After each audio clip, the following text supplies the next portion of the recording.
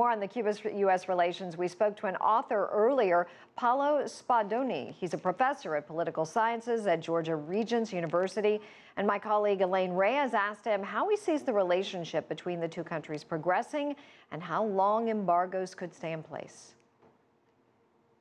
Raul Castro is 84 years old by now, and he has already committed himself to remaining in power until 2018.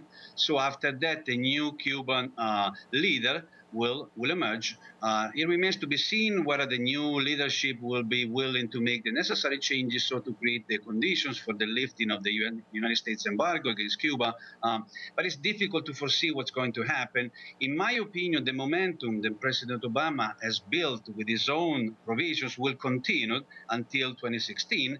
Then it will remain to be seen whether a new president, eventually Republican president, if it does occur, will decide to scrap those executive orders and revert to the condition that existed before. In my opinion, also that would be unlikely. So the most likely scenario for the short term would be the continuous progress on the rapprochement between Cuba and the United States, but at the same time, the main provisions of the embargo will remain in place. Once you create different kind of condition and more business opportunities, there will be a new dimension, a new fight in Congress that can be fought in terms of lifting the restrictions.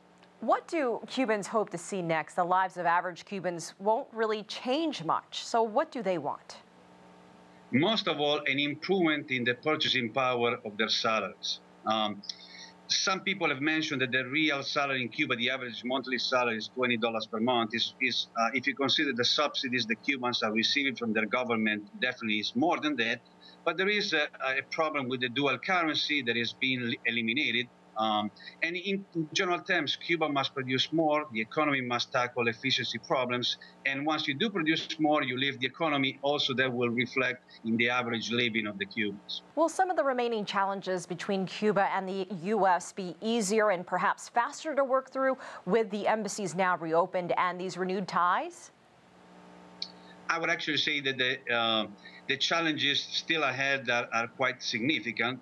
The lifting of the embargo, again, it entails a different fight being fought in the United States Congress. When it comes to certain issues like the issues of human rights, the issue of Guantanamo, the issue of confiscated properties, these are all very important issues that entails a long series of negotiations. So for the time being, we have to be happy, or at least I am happy, that the re-engagement with Cuba has been acknowledged as a good policy as opposed to the isolationist policy of the past, but it remains to be seen how that policy will progress over time. All right. Paolo Spadoni, thank you so much for your time. And that was author Paolo Spadoni talking with our own Elaine Reyes.